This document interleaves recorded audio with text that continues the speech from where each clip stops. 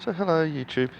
So to do with my book, of course, I came across a situation where it was about historical accuracy, and the issue is that we have certain morals today that are different to what our morals were historically. For example, and I'm talking about not just the Christian Bible, but all of the main religions all had certain things in common that speak of, and in many ways they're sort of historical documents, perhaps not literally, and not in the same way as we keep historical documents today, but they sort of give a hint. And every religion on earth, for one example, and there's a few things in common. So one thing is, all of them hated homosexuality. All of them. There's no religion on earth, at least none of the main ones, that has ever, well, certainly not historically, accepted homosexuality. Now, some of them have since said, well, that's okay, that's fine, but historically they didn't. Historically, if you were gay, you would be killed. If you were suggested, hinted, it was, if you think about the witch hunts, well, it's that level. And so that's one thing. Now, it's uncomfortable because if we said something historically, and if we even mention homosexuality, and depending on how far back we're going, we would and should have them being killed, and we should have it be said to be immoral, to be evil. And it doesn't matter where in the world you are, it should be historically that there's that. Now, yes, there was a stage, and there were a few stages where it was considered to be okay. And the first of those stages was in ancient Greece, of course, where they, and that was, we're talking 3,000 or 4,000 years ago, and they were speculating that perhaps it would be as a cure for infidelity. This is where homosexuality, it wasn't where it began, but where it began to become acceptable, was as a cure for infidelity. And this is a little strange little thing that just seems bizarre today, but this is what I've read. And it seems to be supported too, that they said, well, if you're in your midlife crisis time, men will often cheat on their wives. And who knows what women did, but this is what they said. They said men would often, let's say in their mid-30s and their 40s, they would cheat on their wives. And so to cure this infidelity epidemic, if you like, they had the theory that men should have sex with young boys. Now this, how is that a cure? It's such a ridiculous thing, but that's actually what they did. And well, by young boys, they meant prepubescent boys, so 10 to 12. And now I don't have with me the name of what they called it, and it's a Greek name anyway, so I wouldn't be able to pronounce it properly, but they had one name for that. And then a different debate suggested, well, instead of prepubescent boys, we should have them just after puberty, which we're talking about 15 or 16. And then they suggested, well, during puberty, which we're talking about 13, 14. And they had different names for the different stages. And it was also depending on the age of the man and the age of the boy. And that was what the first acceptable homosexuality was. There was obviously homosexuality before that, but it was always outlawed before that. That was the first legal homosexuality, if you like. The first one that didn't get you killed was pedophilic homosexuality. Now that's not to say that all homosexuality was always pedophilic, but that was the first lot. And it took a long time for homosexuality to distance itself from that, to say, well, that was Greeks being wrong. But the other fact is, and this is an unfortunate thing, and we all think, oh, pedophilia is such a terrible thing, but actually, if you look historically, no religion bans it. None of them. They don't mention it. I mean, obviously they ban sexual assault, but where it's consensual, they don't impose an age limit. They don't say, oh, well, you're 16, you shouldn't be with someone that's 40. They don't say that. They don't have an age limit on it. They do say, oh yeah, if it's forced, it's wrong. But what the Greeks were talking about was not forced. They were talking about consensual. They regard it as consensual, at least. We today, we wouldn't regard that as consensual, because certainly not prepubescent, because they can't consent. And of course the ones when they're 12 or 14 or whatever age, they do it later. And then another form that they went on later on was when they talked about homosexuality amongst soldiers, because that was another form of infidelity. When soldiers were out in war, on a mission, whatever, they would often have sex with the women. You know, rape, pillage and burn, as the Vikings would do. And so that's an uncomfortable thing that we talk about. So that was actually normal. It was considered to be okay to rape somebody if they're your enemy. It was never okay to rape, you know, in a normal setting. But in a war setting, it was considered okay if they were your enemy. That was the only time it was okay. And so they said, well, to stop that, because they sort of thought, well, we shouldn't be allowing that to an enemy when, this is what the Greeks thought, they thought, well, they shouldn't be allowing that to an enemy when we wouldn't allow it home and all sorts of infidelity. So to get around that, they encouraged homosexuality between soldiers. And this is developing morality, this is changing morality. And this is really uncomfortable stuff, because if you look at things, you even talk about that now, and people are going to go, ooh, that's just awful. No, homosexuality was never pedophilia. And it wasn't. But the thing is, pedophilia wasn't considered to be pedophilia. It was considered to be just a normal thing. They didn't worry about ages. But half the time, people didn't even know how old they were. You know, they'd have name days rather than birthdays. And they might know roughly how old they are, but they wouldn't know when their birthday was. Some people did, but you know, you'd have to. The one way that they would tell is that they'd know what the stars looked like on the day they were born, and that was something. So the myth that it was all name days is false. Name days were only for commoners, and in fact, that was a later development after.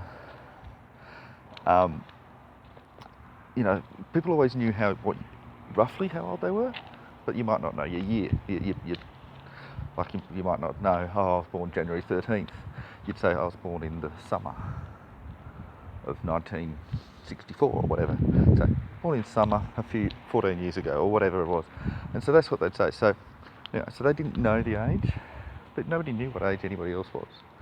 Or they could easily lie.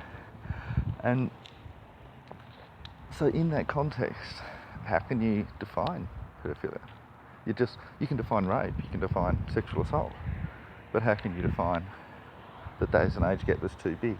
I mean, people would still frown on it, obviously. You know, they'd frown on all sorts of things, but it wasn't a clear-cut thing like it is today. Like today, if you say, well, you're 40 or 16, well, that's wrong. Well, depending on your jurisdiction, I suppose, sometimes 16's okay, but 15's not okay. And anyway, so that's an uncomfortable bit about history. That's just one of them. Another thing is, no religion ever outlawed slavery. Oh, it's a tough one. I mean, today, obviously, slavery is illegal all around the world. And the problem was, slavery was never a racial thing. Slavery was a war thing. And if you won a war, let's say, you know, I don't know, England and Australia fought for whatever reason, or Indonesia and Australia fought, and the winner would get to, they could kill all the enemies, and of course, depending on which time period you're talking about, they could also rape them, and torture them and do whatever they like. They're the winners, they get to do what they like. But one thing that was common is if you didn't want to die, you would surrender. And what happened after you surrendered? You were turned into a slave. And that's the origins of slavery. It was, you would have a fight with another group, and the losers would become slaves. Now, their children, of course, would become slaves as well, but the original ones would be people who'd surrendered. And this is really uncomfortable. But, I mean, the Bible, Christian Bible, talks about slavery as a normal thing. It doesn't say it's moral, it doesn't say it's immoral, it just talks about it, well, that's there. And in the same way, they would talk about pedophilia. And homosexuality was evil. And this just seems bizarre by today's standards. Homosexuality was evil, pedophilia and slavery were not good necessarily, but they were kind of neutral. And then on top of that, there's another one that's really uncomfortable. and that is incest.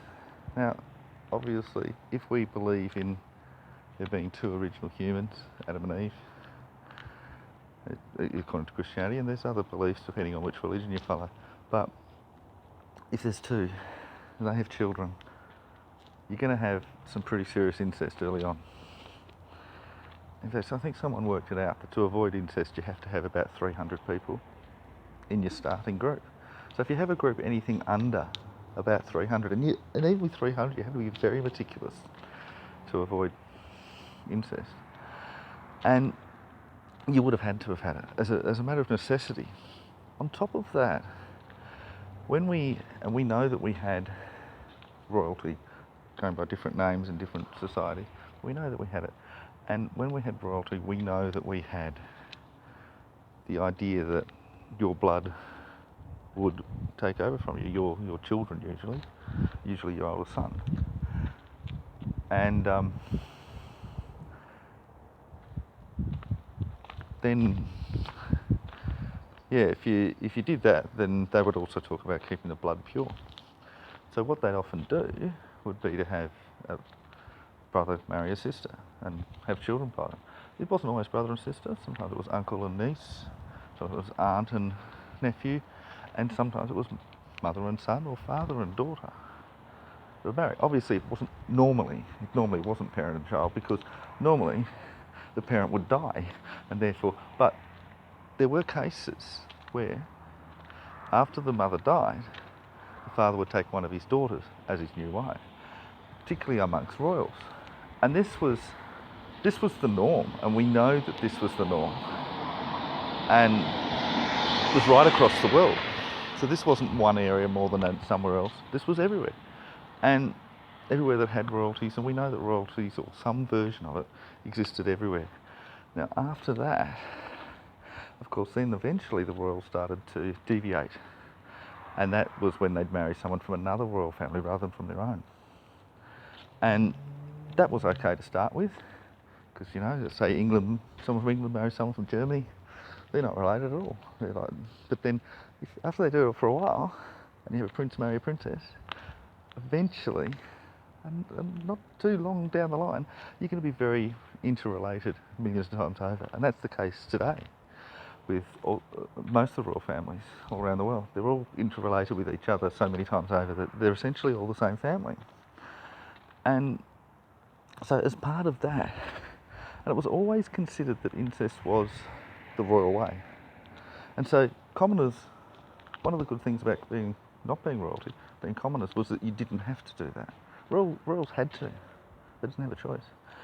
And of course we know from Freud and other researchers that people didn't want to do incest. They just had to. As we talk about, there was an imprint. So essentially, you are naturally attracted to someone that's like you, which is, same colour skin, same eyes, same nose, but also someone, if you're naturally going to be more attracted to someone that's related to you, but then you won't be, because you'll be repulsed by something called imprinting. And that's a part of our DNA, which is in turn supposed to stop incest. Because incest, and the real bad problem with incest, is that it creates birth defects like Down syndrome, and there's others as well, but that's probably the one we know of the most. And so that's why today in most countries first cousin is not even allowed. You have to go to second cousins or beyond, and most people won't even go to anyone that's anything related. But, and we've had lots of examples, if you don't know them and don't realise that that's your brother or your sister or your auntie or uncle or whatever, and neither of you have known each other, you will often become attracted to each other and start awkward relationships with each other. So that's the historical reality of all of our different morality, and it has changed. And look, I'm not even going into the ones that we know really obviously, such as, certainly in most societies, men being considered to be the natural leaders and all the different racisms and all of that sort of stuff. I'm not even going into that because people know those things and people are comfortable with that. I'm talking about the uncomfortable things, the things that we consider to be moral. That was what the morality is.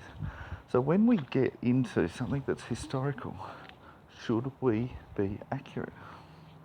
People will say, if they read a book and they go, oh my goodness, what are you doing? You're having incest here, you're having slavery, you're having, all these other things that we just find repulsive. You might have pedophilia as well. You'll certainly be having child marriages.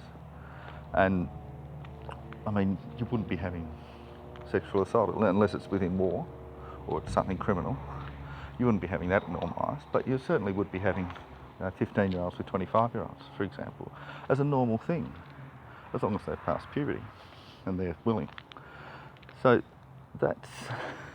there's some uncomfortable things. And when you get into a book situation, you're writing a book, and you've got them in there, and people are going to say, well, this shouldn't be there.